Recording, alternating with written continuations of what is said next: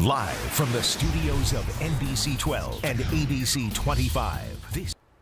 Good evening. When you Google Jacksonville and you click the images button, pictures of the Jacksonville Landing pop up like flowers in a garden. They're beautiful and they are inviting. But just like your garden, when you look closer, you see the weeds, empty chairs at empty tables, empty storefronts, a shell of a once magnetic part of the River City. Now, the plight is well known. The solution, though, is not. And today, Mayor Lenny Curry took to Twitter to put pressure on the company that leases the property from the city. So right now, we're asking you to take part in our poll on who would do better revitalizing the Jacksonville Landing, a private company or the city government. The results updating right there for you live on air. First Coast News reporter Jason Rantala picks up the story from here. Guys, when you come to the landing, you'll probably notice two things. Number one, beautiful waterfront property. Number two, a lack of people enjoying that property. Now, these two reasons are why the city wants to take over to make the most of this area's potential. Today, Mayor Curry further made his feelings on the landing. The Jacksonville Landing is owned by the taxpayers of Jacksonville. Slayman Enterprises leases the landing from the city. He later tweeted, quote, "Taxpayers deserve better for their investment and their asset." The mayor's tweets come a day after he told our news partners, the Florida Times Union, that the Jacksonville Landing owners mismanaged the downtown shopping center and that he's working on putting the site under city control. Last week, in a letter, Slayman Enterprises accused the city of not working with them on redevelopment. Yes, we do deserve better. It needs to be improved. Security needs to be improved. Businesses need to come in and support it. It's a great location, like I said. I mean, I can see it happening if someone's willing to put the effort into it. And I reached out to the owners of the landing for an on-camera comment today. They declined. I also reached out to the mayor's office. They said they're working on my request, but I did not hear back after that. Live downtown, Jason Rantala, First Coast News. Now to what once was Tropical Storm Cindy, which roared ashore in southwestern Louisiana. The system, which has now been upgraded to a tropical depression, is to blame for a tornado that struck near Birmingham, Alabama this afternoon. We know at least 4 people have been injured. And right there, you can see the widespread damage left behind in this neighborhood. And that same system brought heavy downpours and storm surge to parts of the Gulf Coast. This is video of a flooded gas station in Louisiana. That storm is blamed for widespread coastal highway flooding as well. And this is what the Gulf Coast waters look like this morning in Mississippi as the storm system continued to move onto shore. Now you can see the surf was churning out there, some very big waves today. The storm did turn deadly even before it came ashore this morning, killing a 10-year-old boy in Alabama when a log struck him, brought in by the storm surge. So the system now weakening into a tropical depression, but millions are still dealing with the mess. Here's Marcy Gonzalez with the storm's impact. What was Tropical Storm Cindy moving inland after making landfall near the Texas-Louisiana border early this morning and lashing the Gulf Coast, flooding some coastal communities with as much as a foot of rain.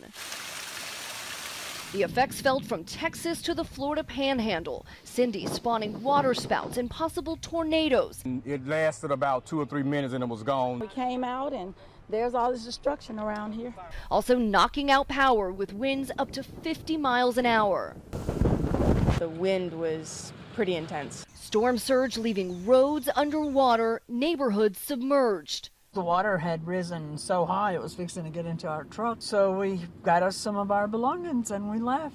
The first tropical system of the season to come ashore now weakening.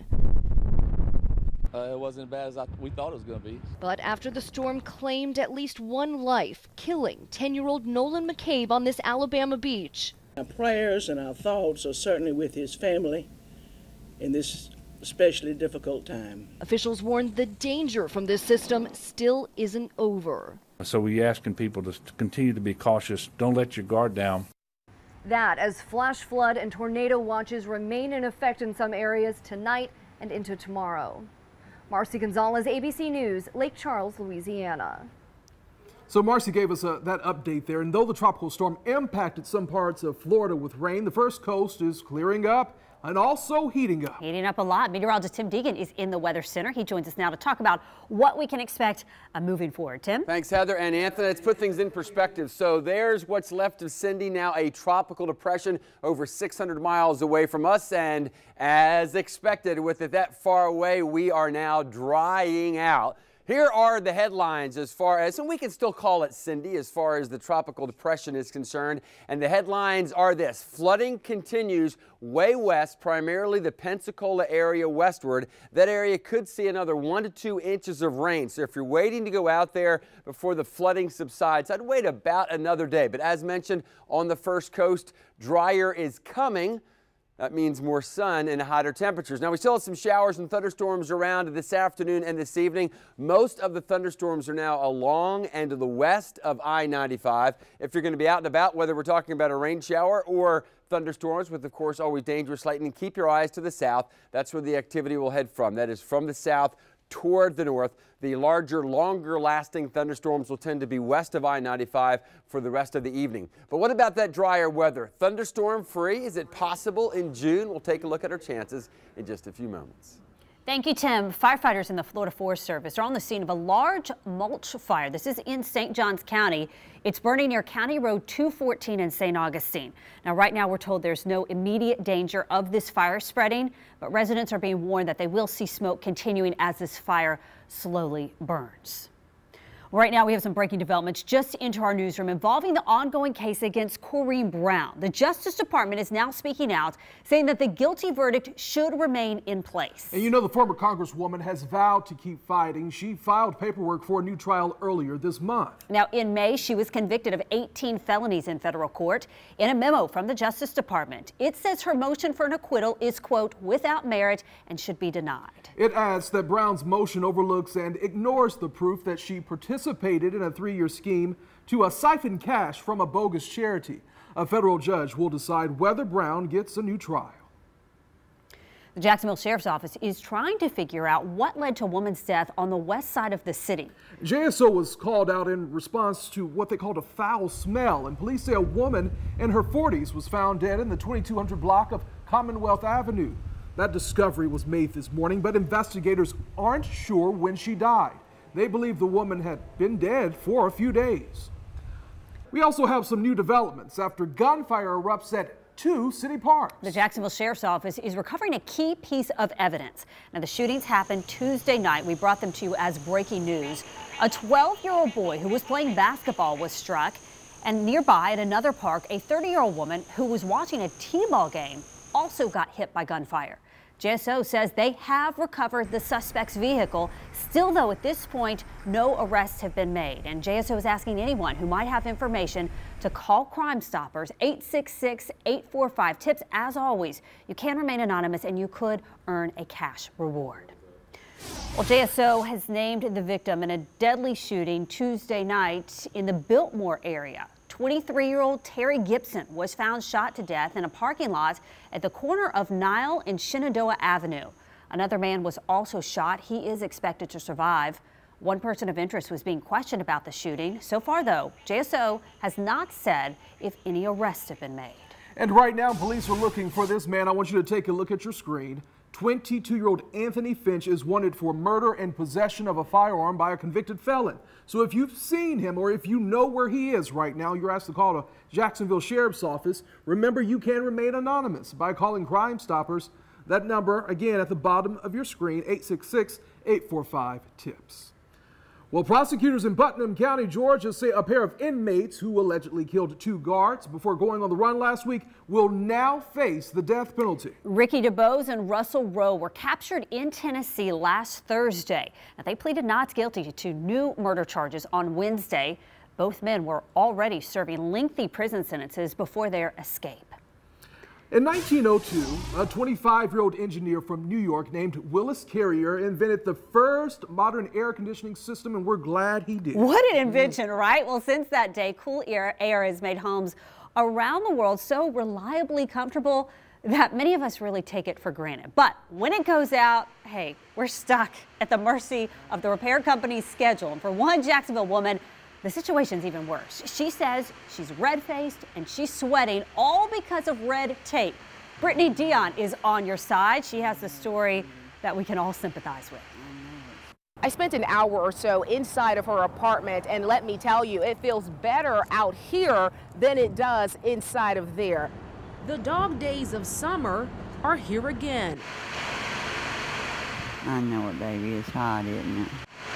Fans blow warm air inside of Bunny Guy's Jacksonville apartment. I got bad health. She tries her best to keep herself and her dog Lola cool.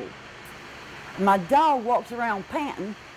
The air conditioner unit in her apartment at the Blodgett Villas is broken. The thermostat on the wall reads 88 degrees, and it's only 10 a.m. By mid-afternoon, Guy says the temps can reach nearly 100 degrees inside of her apartment. I have been without air since Saturday.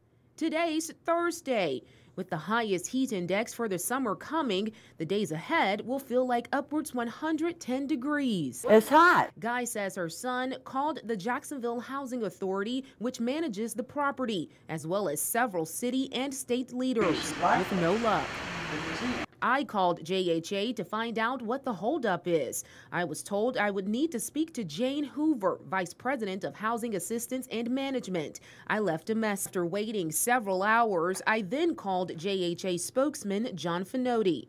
Finotti promised to get answers right away. A short time later, he called me back. Finotti says Guy reported the issue on Monday. He says a technician with All Care Services was sent out Tuesday to repair 4 units on the property, including Guy's. Because of weather, the JHA rep says the techs could not complete the repairs and returned on the next day. That's when they reported to JHA that the unit in Guy's apartment could not be fixed, but it needed to be replaced. They told you that they will fix it. Yeah, but it's still going to take a week or two to even get the parts. Guy says that's unacceptable. Finotti seemed to be sympathetic to Guy's situation and promised to get her some relief. Our calls to the Jacksonville Housing Authority worked. I spoke to Guy. She says a tech showed up at her home this afternoon promising that they are going to fix this problem. She thanked us for helping her. Reporting in the urban core, I'm Brittany Dion, First Coast News. Brittany Dion on your side. Thank you, Brittany. Well, some encouraging news to share tonight involving a local mom who we've been following for several years. The Bradford County mother of quintuplets who needs a 3rd liver transplant got the call she's been waiting for. Stacey Dial's husband tells us that they have found a liver for her. She's expected to undergo surgery this evening. The couple has 5 4-year-olds. Stacey had her first liver transplant before the babies were born. Her pregnancy, though, proved too much for the artery feeding her donor liver. And her second liver transplant happened in May. The liver did not get the proper blood flow, so she went back on the waiting list. And we, of course, will keep you updated on her and her 3rd liver transplant as we learn more from the family throughout the night. And that is definitely some good news to hear. We are glad that those prayers are continuing to work for her.